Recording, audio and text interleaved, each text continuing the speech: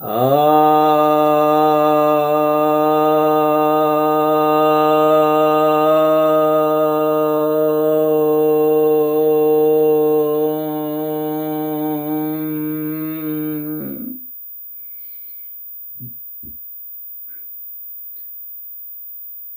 भक्तों को सप्रेम नमन। आज प्रश्न उत्तर की श्रृंखला में आज मैं एक प्रश्न को ले रहा हूं जो वंदना चौहान जी का प्रश्न है।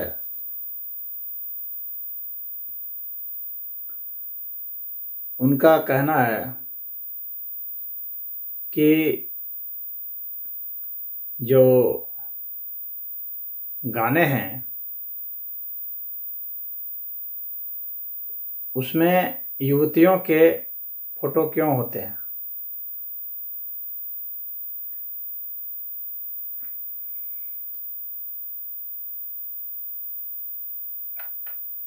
तो इस विषय पर उन्होंने जानना चाहा है। हो सकता है वे भी कुछ जानती होंगी, परंतु वे मेरा मंतव्य जानना चाहती हैं।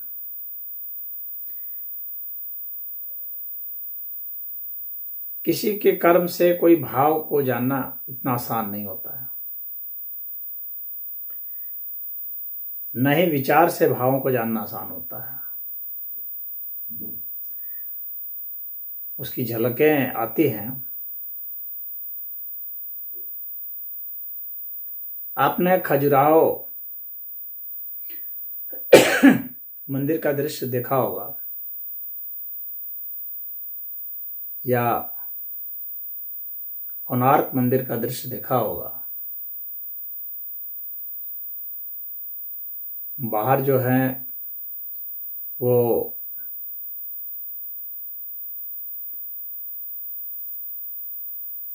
बहुत सारे मैथुन दृश्य भी वहां पर बनाए गए हैं।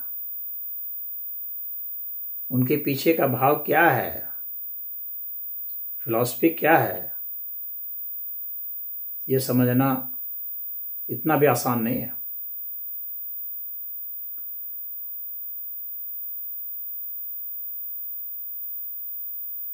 और वे मंदिर के बाहर ही क्यों बनाए गए हैं, भीतर क्यों नहीं है। हमारी दृष्टि कहाँ पड़ती है और उससे हमारे में कौन से भाव उत्पन्न होते हैं, इससे ही हम अपनी पात्रता समझ सकते हैं कि हमारी पात्रता क्या है, हम उस मंदिर में जाने योग्य हैं या नहीं। क्योंकि यह अन्नमय कोश जो है उसको इंगित करने के लिए है और उसका भी यह प्राथमिक चरण है। सृष्टि क्रम में अभी हम प्राथमिक अवस्था में हैं। अगर हमारी दृष्टि वहां जाकर ठहर जाती है तो, अगर वे हमें आकर्षित कर लेते हैं तो, अगर वहां हमारी आंखें बंध जाती हैं, हमारे मन बंध जाते हैं, तो इसका अर्थ है कि उस मंदिर में प्रवेश के अधिकारी हम नहीं हैं। मैं कानूनी अधिकार की बात नहीं कर रहा हूं, मैं आपके आध्यात्मिक अधिकार की बात कर रहा हूं। अभी आप में वह अवस्था नहीं है, वह परिपक्वता नहीं आई है कि आप उस मंदिर में प्रवेश कर सकें। दूसरी बात है, इससे थोड़ा से और नीचे जाएं तो तंत्र साहित्य में और तंत्र साधना में सेक्स का बहुत महत्व है। काम ऊर्जा को ही हम संतुलित नियंत्रित करके अपने हर चीज को वश में कर सकते हैं, क्योंकि सबसे कठिन जो चीज है वह काम ऊर्जा को ही नियंत्रित करना है, इस पर संयम पाना है। यदि आप इस पर संयम पाते हैं तो आप वाणी पर भी संयम पा जाएंगे, आप अपने लोभ पर भी संयम पा जाएंगे, आप अपने हर तरह की सोच पर संयम पा सकते हैं। तो ये दूसरे लेवल का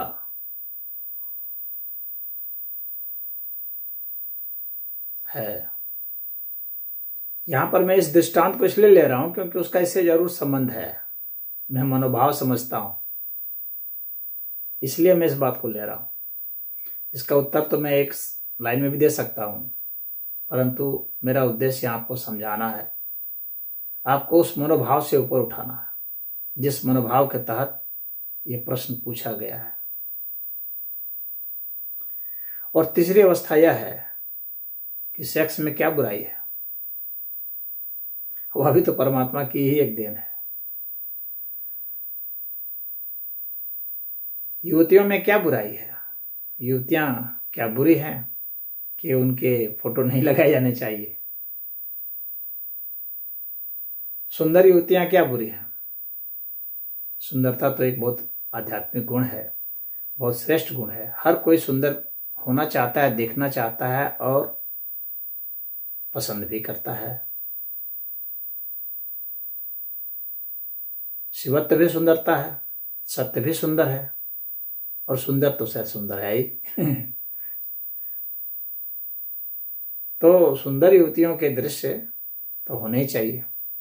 वैसे भी जब गाने रोमांटिक हों तो वृद्धा महिलाओं के दृश्य तो वहां नहीं दिए जा सकते हैं ना।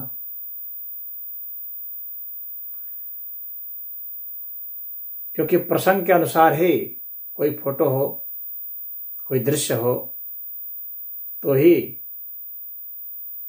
वह जो है युक्ति संगत लगता है।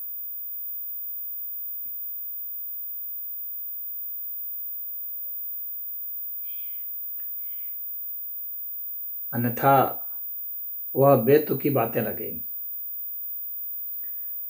और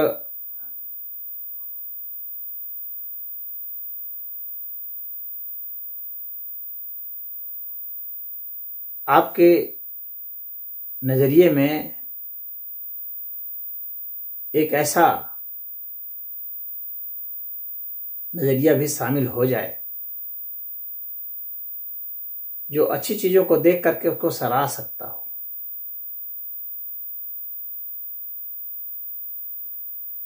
उसके प्रति ईर्ष्या की भावना नहीं हो। कुछ लोगों में ईर्ष्या की भावना होती है। पुरुष हैं तो कुछ पुरुष ऐसे भी होते हैं जो स्त्रियों से घृणा करते हैं। कुछ स्त्रियां ऐसी होती हैं जो पुरुषों से घृणा करते हैं। कुछ ऐसे लोग होते हैं जो सुंदर लोगों से भी घृणा करते हैं, ईर्ष्या करते हैं।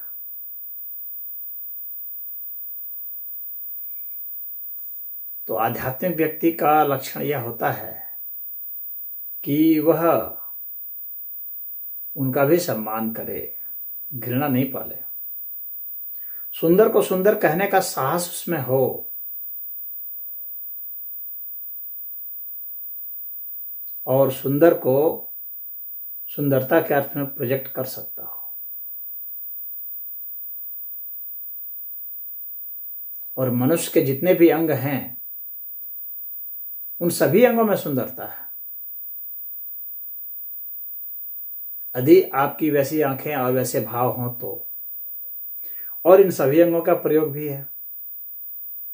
जब आपको प्रयोग में घृणा नहीं है तो देखने में क्यों घृणा है। जब आपको अपने होने में घृणा नहीं है तो देखने में कैसी घृणा, कैसे अपवाद। क्या अपने शरीर का कोई ऐसा अंग है जिसे हम नहीं चाहते हों, जिसे हम हटा देना चाहते हों, फेंक देना चाहते हो, काट के हटा देना चाहते हो, या हमें लगता हो कि यह हमारे शरीर में गलत तरीके से अभिव्यक्त किया गया है, आरोपित किया गया है। यह नहीं होता तो बेहतर होता। मनुष्य के अंगों में, चाहे वो स्त्री के हों चाहे पुरुष के हों, ऐसा तो कोई अंग दिखता नहीं, कोई अंग निरर्थक नहीं है। भले कुछ वैज्ञानिक ऐसे भी हैं जो कि जैसे अपेंडिक्स वगैरह है, कहते हैं ये निरर्थक है। निरर्थक नहीं है कुछ भी। उसका जितना यूज है, जितने स्तर तक यूज है, वो यूज है। हम सिर्फ अपने जिंदगी के लिए किसी अंग को नहीं रखते हैं, बल्कि हम अपने इस जिंदगी को समेटने के लिए भी अंग रखते हैं। यह समझ लेना चाहिए, इस दर्शन को भी समझ लेना चाहिए, क्योंकि हमारा जीवन और मृत्यु दोनों जो हैं साथ ही साथ हैं। जिन अंगों से हम जीवन प्राप्त करते हैं, उन्हीं अंगों से हम मृत्यु भी प्राप्त कर सकते हैं। जिस जहर से हम मरते हैं, उस जहर से हम उपचार करके जिंदा भी रह सकते हैं। तो हमारा जीवन ऐसा हो कि हम उसका सम्मान कर सकें, हम अपने उन अंगों का सभी सम्मान कर सकें। हमारे में वह सौंदर्य बोध होना चाहिए। जिनमें सौंदर्य बोध ही नहीं होगा, उनमें सत्य बोध कहाँ से आएगा, प्रेम बोध कहाँ से आएगा, काम बोध कहाँ से आएगा। सारे बोध एक उपयुक्त समय में सब अच्छे होते हैं। सभी प्रासंगिक होते हैं। खेल है तो बचपन में प्रासंगिक है, बाल अवस्था में लोग खेलते हैं, बुढ़े भी खेलते हैं। परंतु एक आदर्श की बात की जाए तो बच्चों का खेल ही ज्यादा प्रिय लगेगा,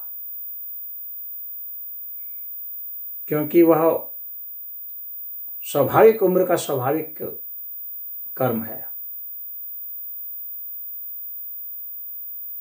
तो ऐसे तो खेल भी अलग अलग होते हैं, अलग अलग चीज के।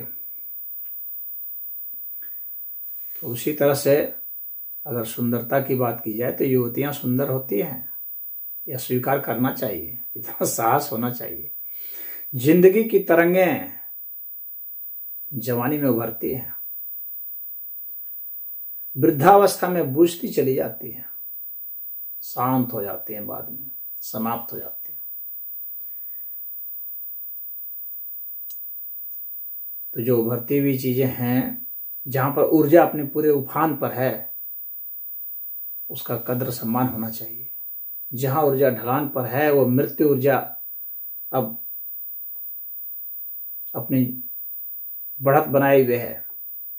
जहां जीवन ऊर्जा क्षय में है, उसका मृत्यु के अर्थ में तो सम्मान हो सकता है, लेकिन जीवन के अर्थ में तो सच्चाई यही कहती है कि वो ढलान पर है।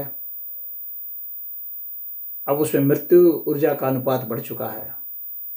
तो हमारे वे ही अंग जो कभी सुंदर थे, अब कुरूप हो जाते हैं। वे ही अंग जिसकी हम तारीफ करते थे, प्रशंसा करते थे, जिसके लिए हम कई कई तरह की कविताएं और गाने रचते थे, वे अब ढलान पर जा चुके हैं। वे बिगड़ गए हैं, भद्दे हो चुके हैं। वह जीवन ऊर्जा के संदर्भ में, लेकिन मृत्यु ऊर्जा के संदर्भ में वे ही जो हैं अब सुंदर हो चुके हैं।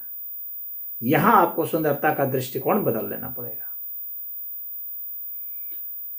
मृत्यु ऊर्जा के नजरिए से यदि देखेंगे तो वृद्धावस्था जो है वो ज्यादा सुंदर है,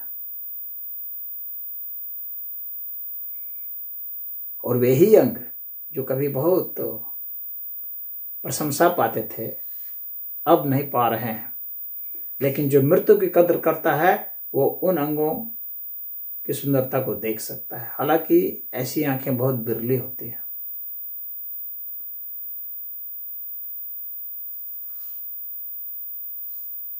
तो आप उन अंगों को देखिए जो अभी जीवन ऊर्जा में सुंदरता पाए हुए हैं, और वे जो गाने जो गाए जाते हैं वो जीवन ऊर्जा के गाने हैं। इसलिए वहां पर उन अंगों की ही तारीफ है। उन रंगों के, उन यौवन की तारीफ है, और इसमें कोई संकोच नहीं होना चाहिए, कोई हीन भावना नहीं होनी चाहिए। लेकिन वही जब मृत्यु ऊर्जा की बात होगी तो उस वक्त बुढ़ापा जो है वो आदर्श होगा, और वहां पर जो सिकुड़ते चमड़े हैं, पड़ती हुई झुर्रियां हैं, धंसती हुई आंखें हैं, झड़ते हुए बाल हैं, झड़ते हुए दांत हैं, वे ज्यादा सुंदर है मृत्यु ऊर्जा के संदर्भ में। तो हमें वैसा भी नजरिया रखना चाहिए, एक आध्यात्मिक व्यक्ति का लक्षण है। तो आप का जो प्रश्न था, इससे बहुतों का, मैं समझता हूं कि आप ही के बहाने बहुतों को संदेश देने का मौका मिला, और आप भी हमारे मंतव्य को समझ गई होंगी। यही मैं आशा रखता हूं। वैसे आप परिप्रश्न भी कर सकती हैं, क्योंकि जब व्यक्ति में संतुष्टि नहीं होती है किसी उत्तर से, तो परिप्रश्न उठता है। तो यदि ऐसा होता है तो मैं पुनः आपको उत्तर दे सकता हूं। तो आज इतना ही। ओम।